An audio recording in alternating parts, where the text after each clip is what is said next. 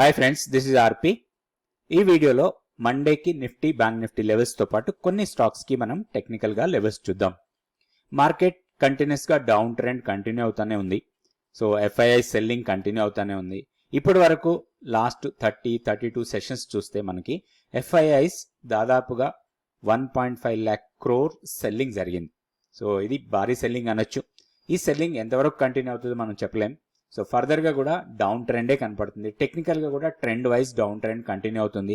అయితే ఒకటి మనకి టెక్నికల్ లెవెల్స్ తీసుకున్నప్పుడు మన కీ లెవెల్ కన్నా కిందనే ట్రేడ్ అవుతుంది. మనం గతంలో కూడా చాలా సార్లు కీ లెవెల్ గురించి మాట్లాడుకోవడం జరిగింది.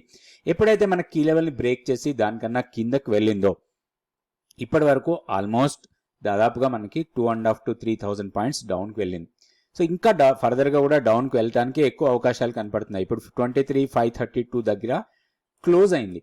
నెక్స్ట్ మనకి సపోర్ట్ లెవెల్ అనుకోవచ్చు 23,300, దాని తర్వాత 23,000 నుంచి 23,300 ఈ 300 పాయింట్స్ జోన్ కొంచెం క్రూషియల్ జోన్ లాగా మనం తీసుకోవచ్చు. ఇక్కడి నుంచి కొంత బౌన్స్ అవటానికి ఎక్కువ అవకాశాలు ఉన్నాయి. అయితే ఈ బౌన్స్ హైయర్ లెవెల్లో మన కీ లెవెల్ ని దాటితేనే మనం పాజిటివ్ బయాస్ లాగా తీసుకుంటాం. అదర్వైజ్ ఏ బౌన్స్ వచ్చినా కానీ మళ్ళీ మనకి ఒక మంచి షార్టింగ్ ఆపర్చునిటీనే రావచ్చు.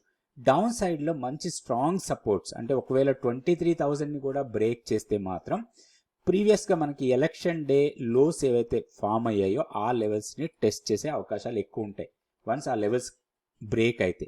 సో ఇంపార్టెంట్ లెవెల్ 23,000 అనుకున్నాం. నెక్స్ట్ 22,030 or 40 దగ్గర ఒక లెవెల్ ఉంది. అండ్ ప్రీవియస్ గా చాలా లో పాయింట్ మనకి 21,300, తర్వాత 21,800. సో ఈ జోన్ ఇవన్నీ కూడా మనకి టెక్నికల్ గా సపోర్ట్ పాయింట్సే. కొంచెం లాంగ్ టర్మ్ విజన్ ఉండి మనం అక్యుములేట్ చేసుకోవాలంటే మాత్రం ఈ లెవెల్స్ లో కొంతవరకు అక్యుములేట్ చేసుకోవడానికి అవకాశం ఉంది నిఫ్టీలో. అయితే నిఫ్టీ అక్యుములేషన్ అంటే మనం జనరల్ గా ఈటీఎఫ్స్ ద్వారా చేసుకుంటాం. సో నిఫ్టీ బీస్ కి అక్యుములేషన్ జోన్స్ అనుకోవచ్చు వీటిని. నెక్స్ట్ మనం బ్యాంక్ నిఫ్టీ లెవెల్స్ కూడా ఒకసారి చూద్దాం. Bank Nifty daily candle stick chart ఇది. ఇక్కడ 50,179 దగ్గర క్లోజ్ అయింది. 50,000 మనకి జనరల్ గా టెక్నికల్ గా support point and 200 days simple moving average కూడా దానికి దగ్గరలోనే ఉంది. 49,700 దగ్గర మనకి 20 డే సింపుల్ మూవింగ్ యావరేజ్ ఉంది. So 200 days simple moving average ఉంది. So 200 days simple moving average ని బ్రేక్ చేస్తేనే ఫర్దర్ గా వీక్నెస్ రావచ్చు నిఫ్టీ, బ్యాంక్ నిఫ్టీలో.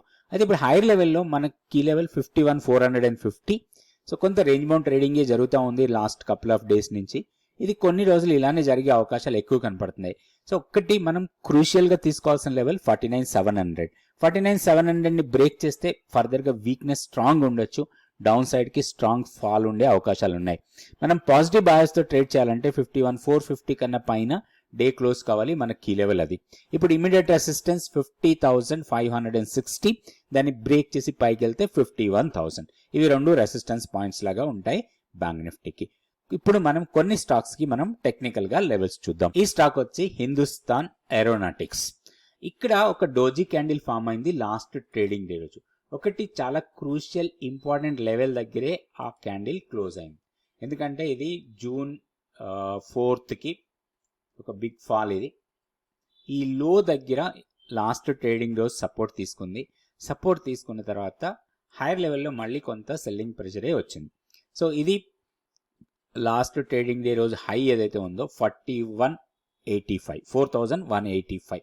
సో దీంట్లో కొంచెం మనం లెవెల్స్ చాలా జాగ్రత్తగా చూడాలి. సో వన్స్ ఈ లెవెల్ ని బ్రేక్ చేస్తే సొంత షార్ట్ కవరింగ్ రావచ్చు ఈ స్టాక్ లో. 4180. సో ఈ లెవెల్ ని క్రాస్ చేసి దీనిపైన ఒక 1 hour సస్టైనబుల్ గా ట్రేడ్ అయితే మాత్రం దీని నెక్స్ట్ మంత్లీ పివోట్ లెవెల్ ని టెస్ట్ చేయొచ్చు 4,335.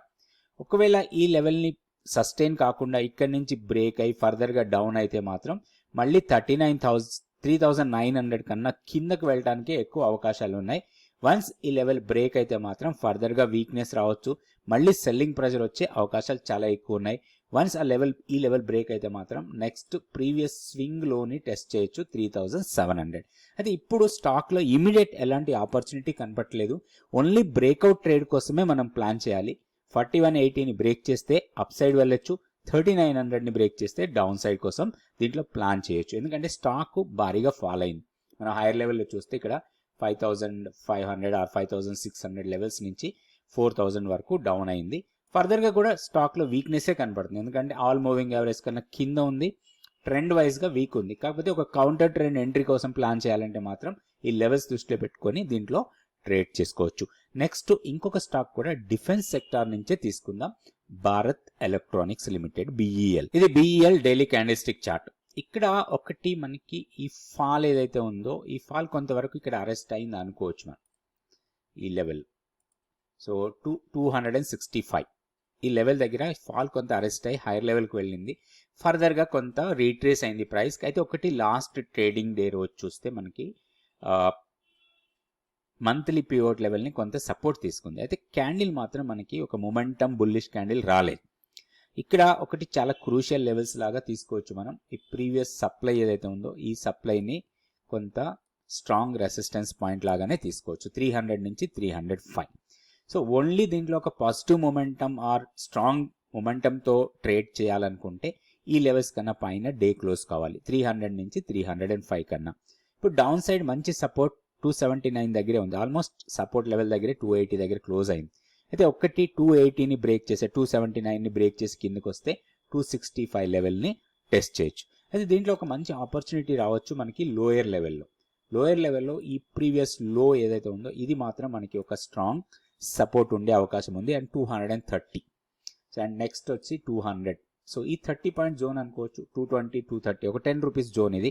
సో ఇక్కడికి వస్తే మాత్రం దీంట్లో ఒక లాంగ్ ఎంట్రీ కోసం ఒక మంచి ఆపర్చునిటీ లాగా తీసుకోవచ్చు. ఫర్ ఎనీ రీజన్ 220 బ్రేక్ అయితే మాత్రం కంప్లీట్ బేరిష్నెస్గా ఈ స్టాక్ని మనం మెన్షన్ చేయొచ్చు, ఎందుకంటే ఈ 220 దగ్గరే 200 డేస్ సింపుల్ మూవింగ్ యావరేజ్ ఉంది, అది మనకి టెక్నికల్గా స్ట్రాంగ్ సపోర్ట్ పాయింట్. ఆ లెవెల్ని బ్రేక్ చేస్తే మాత్రం ఫర్దర్గా వీక్నెస్ రావచ్చు స్టాక్లో.